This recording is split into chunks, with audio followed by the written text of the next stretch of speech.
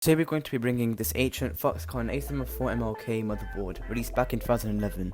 For a motherboard that was made in 2011 and was originally designed for AM2 and AM3, it was a bit outdated during its release, and AM3 mainly struck off around 2009-2010.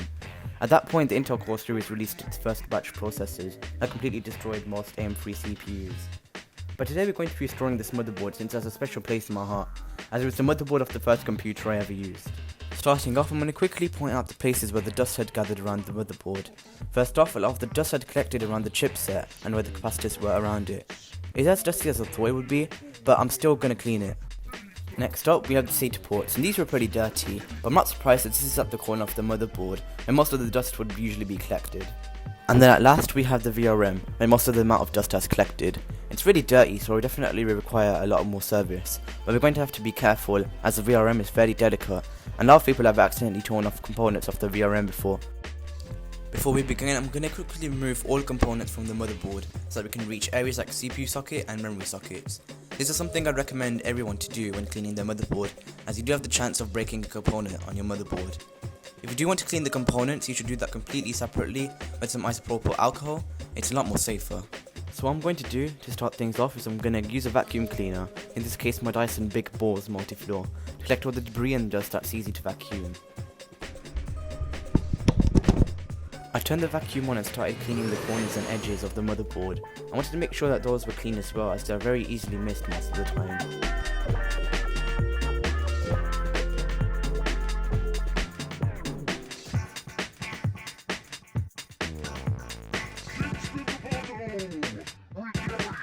Next up, I took a cotton swab and applied Q-tip onto it to get into the input and output ports of the motherboard, mainly the little gaps. I started cleaning the I/O ports by lightly rubbing the swab on top of them. I repeated this process for all other ports.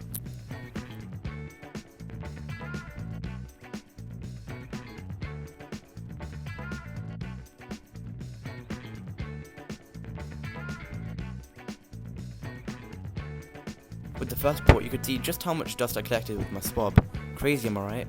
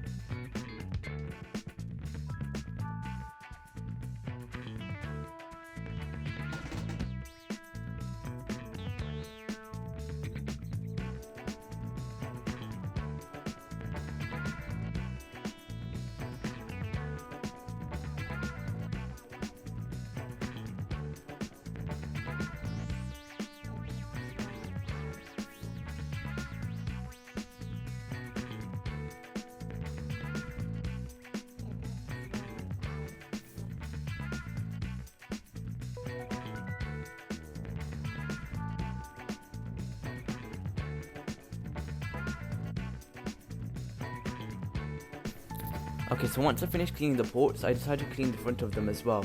There was a fair bit of dust I missed, so I made sure I collected that all up too.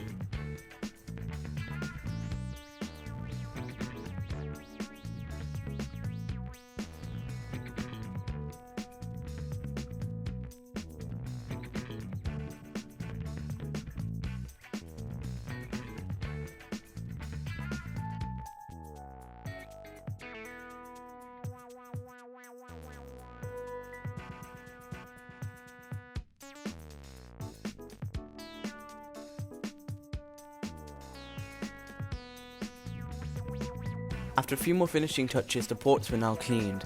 Let's move on to the main motherboard itself. Sadly, I did not have any isopropyl alcohol on me to rub the dirt off, so instead I took my hoover and I took the dry tissue that I had laying around and cleaned off the bits of dust and debris on the board.